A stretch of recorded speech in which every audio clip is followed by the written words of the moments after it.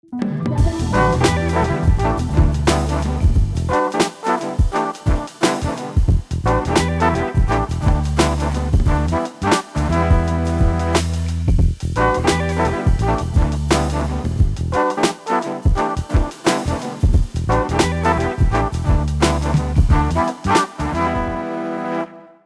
Carole Taylor.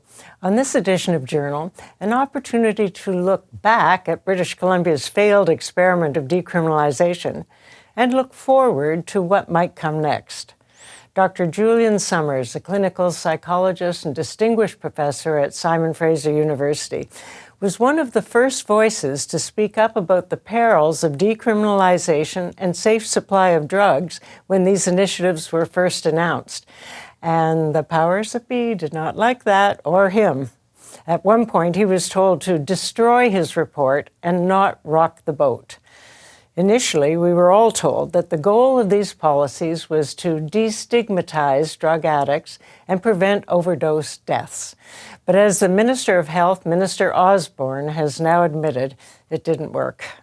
What it did do, however, was lead to increased public use of drugs on our streets and in our neighborhoods, raising disorder and public safety concerns, an unintended consequence that should have been anticipated.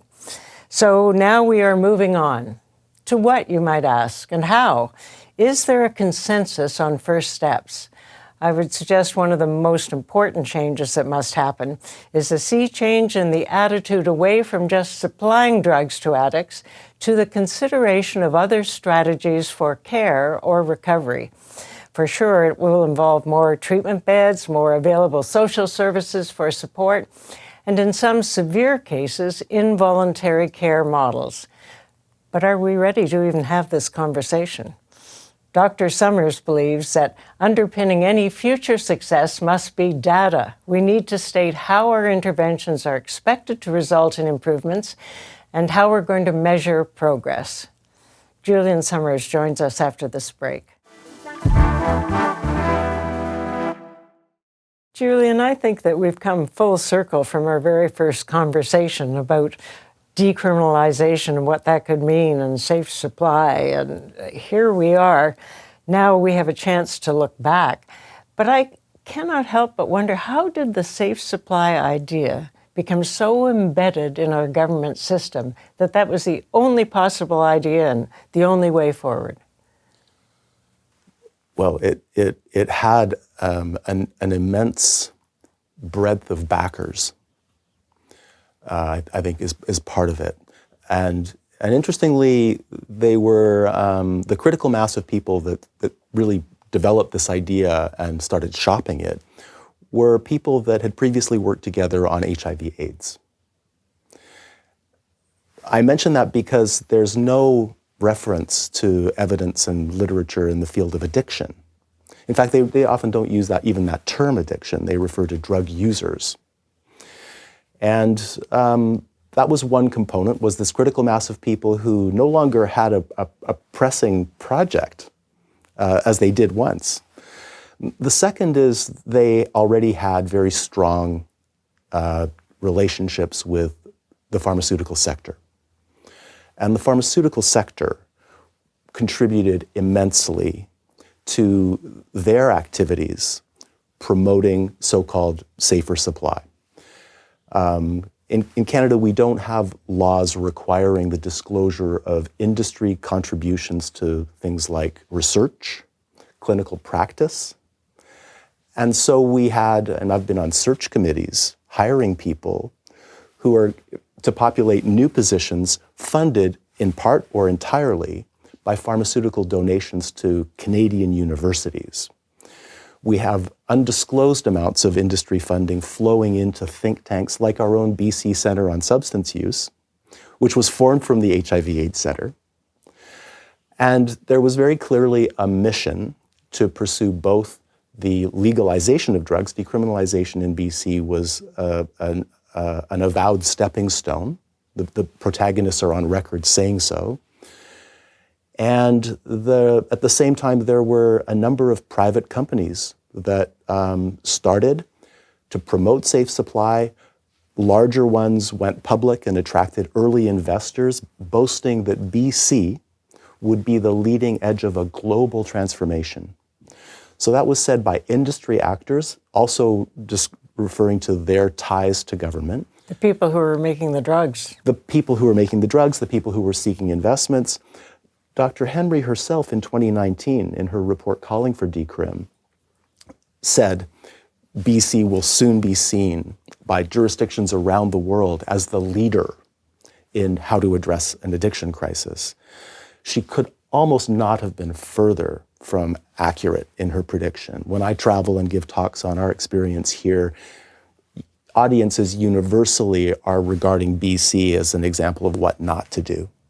So late to the game, our premier has now announced he's not going to ask for an extension to decrim. And he says it's ended. I kind of wonder about that because when I walk the streets, it hasn't ended. There's public use all over the place. Mm-hmm. But it does open the question to how do we go forward? Where are the answers?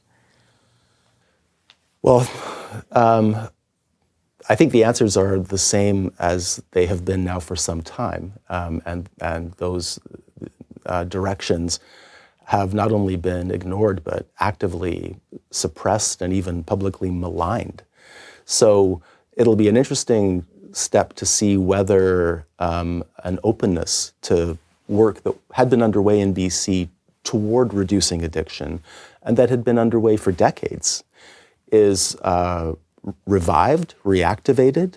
But I think that from my perspective, having lived this crisis from within both the government and academic sectors and the practice sector, I think we need in BC three things all at once. One is a kind of public inquiry, but an inquiry into how institutions that were meant to safeguard the public health, safeguard public safety, were abused. And examples of what I mean are things like things that are on record. So none of this is, local knowledge or private. In 2023, Ernst & Young released a report investigating BC housing. And BC housing plays a key role because they need to divest from low barrier, congregate types of housing exclusively to a portfolio of dispersed housing in healthy communities with supports. Okay, so that's the model that has been shown to be most effective for many people who are struggling in very complex addiction crises and help them to move on in much healthier ways. He was not only opposed to that, but while he was CEO, he helped ensure. His name is Shane Ramsey. He's no longer the CEO. He was allowed to retire following the release of this audit, Ernst & Young. But the audit revealed things that are quite shocking and that didn't result in any government follow-through. For example, he helped ensure that the amount of public money flowing to his wife's company increased over about a 5-year period from 17 million to north of 70. And even more shocking to me, he was allowed to form a private company, make himself CEO of that, it's referred to as HIC in the audit, and redirect public funds that were entrusted to BC Housing into this private company and use it as a bank. He had loans in excess of $70 million through HIC. Now, you would think that a government aware of this, since the public paid for the audit, might be interested in getting the money back and letting taxpayers know that they got the money back. Nothing of the kind has been reported. You might even think that a government aware of somebody redirecting public money into something that was not approved could choose to regard that as theft. But we are far from that type of reality here. So that's the housing side. On the drug side, the former provincial health officer, Mr. Perry Kendall, was very instrumental in setting out the broad architecture of BC's decriminalization and safe supply activities. And his successor, Dr. Henry, had Perry as her boss for a number of years, and he was clearly in a mentoring role. So when she transitioned into his former position, She wrote in 2019 that BC should decriminalize drugs, we should introduce a pharmaceutical supply, aka safe supply. And then in 2020, Perry Kendall announces a safe supply company. A former deputy provincial health officer, Mark Tyndall, announces a safe supply company. Dr. Evan Wood, a former HIV researcher, networked with all of these individuals, announces his safe supply company. And the director of research for the Michael Smith Foundation also announces a safe supply company, all for less than 1 year after Dr. Henry says this is the direction. It defies all reason to think that this was not coordinated. And there's much more evidence of coordination and evidence of influence that appears inappropriate at our universities, including where I work. So funds flowing in both from corporate sources, this is from the pharmaceutical sector, and also from the public. So public sources are granting agencies and other government sources who I think were perhaps naively, and I wouldn't say necessarily cynically, but they were naively persuaded that all of these people that worked together effectively on HIV/AIDS are clearly smart, and they're all saying this is the way to go. They trusted, I would say, deception, or at least very careless use of facts. It was commonly stated that why are we advocating legalization? Well, it's because, as everyone knows, alcohol-related problems and consumption were worse during Prohibition and got better after legalization of alcohol or repeal. That's actually the opposite of what happened. Alcohol-related problems and consumption were far lower during Prohibition. Yes, there was organized crime, but advocates for legalization don't mention that organized crime got worse after repeal, not better. So that's part of how we got to where we are. It is. We're going to take a break, and then we'll really see if there is a way forward out of this. Having set up the history of how we got to where we did with decrim and safer supply, let's be optimistic.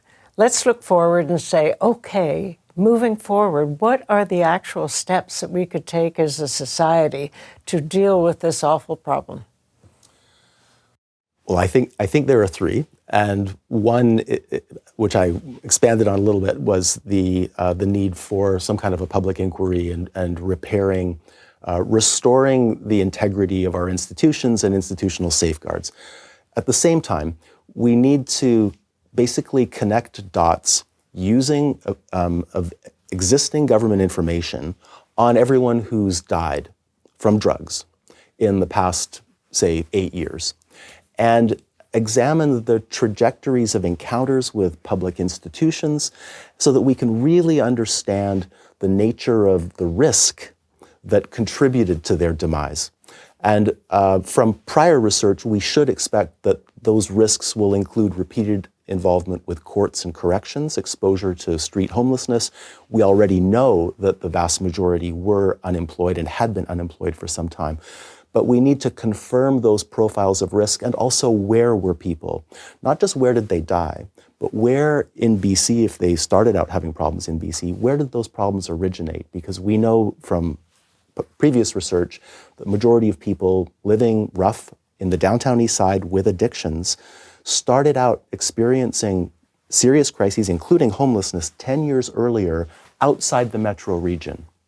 And came to Vancouver because the supports were there. Supports were there, and both weather-related push factors and social push factors likely contributed to their leaving wherever they were. Part of the reason we need to do this kind of a mass autopsy, kind of a grisly way of putting it, but is that the government has intentionally refused to monitor how their policies were performing in real time. So we now have an evidentiary gap. We also have a massive deficit. We went from surplus of about $5 billion, if I'm not mistaken, to $12 billion debt during the same period that these calamitous policies were being implemented without measurement. That puts a premium on any new government to not only choose sensible policies, but to be able to make a business case for them, because we're in an economy of scarcity. So back to the importance of evidence and reviewing exactly what happened so that we can make a strong case for reinvestment in a prioritized way. The third factor is to be drawing on experiences in other jurisdictions that are already ahead of us, moving toward what's usually referred to as a recovery-oriented system, but it's easier to think of it as an all-of-government approach, coordinated approach to preventing addiction and promoting removing people from acute crises, which is much more than, and not even necessarily getting them off of any drug use. There are more important things like getting them employed, getting them into safe housing, getting them into social settings that encourage them to be members of communities.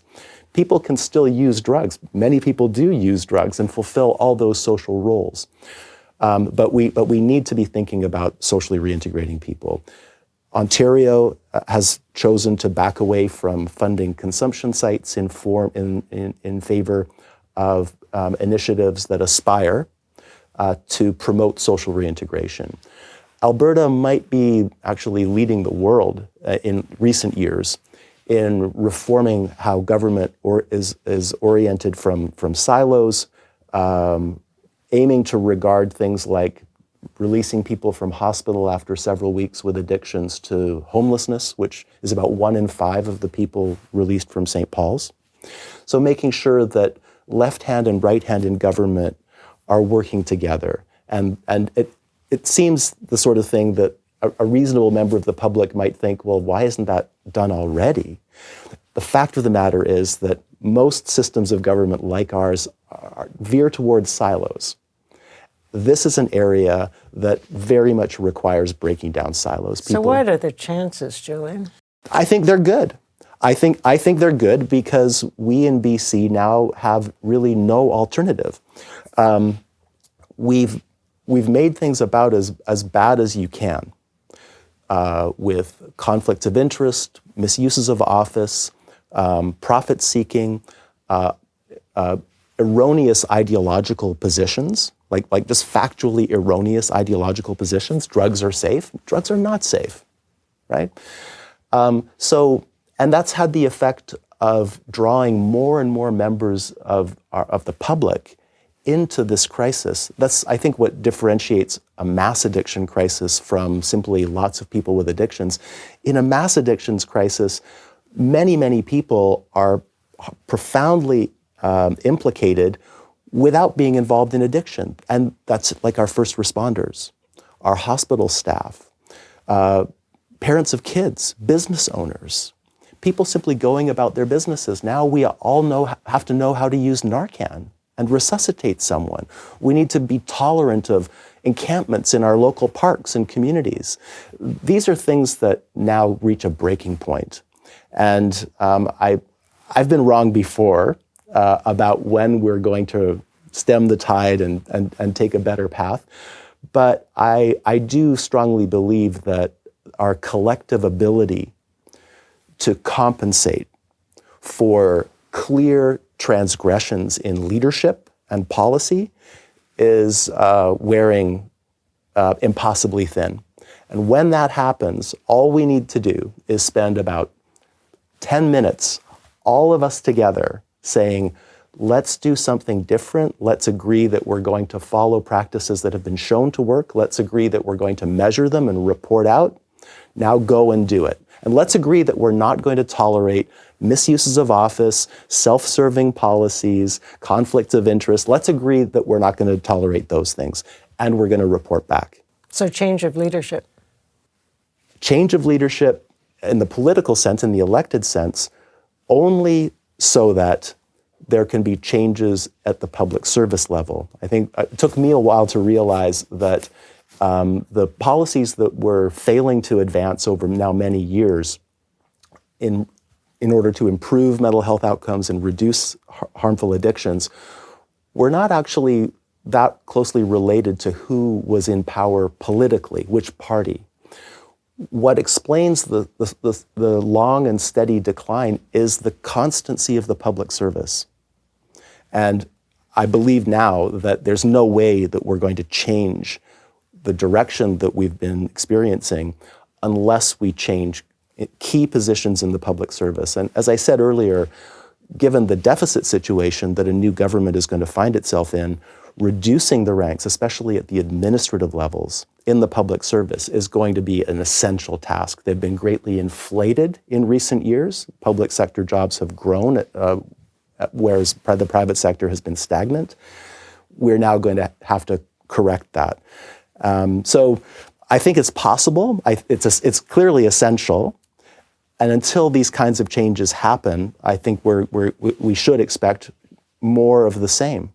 Because everybody says the same thing: more treatment beds, more care for the homeless, more addiction treatment.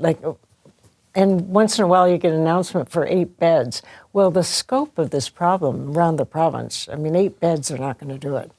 Yeah, it's I saw recently on the way here, I saw an advertisement, a new government announcement for a phone line. Well, that's not going to do it either. We've had sort of a duel between criminal justice protagonists and biomedical protagonists, and it's been this kind of tug of war. Hasn't advanced really meaningfully in about 70 years in BC and in many places in North America. And I believe that in part is because neither is correct. Recovery from opioid addictions, alcohol addictions, gambling addictions is very, very common.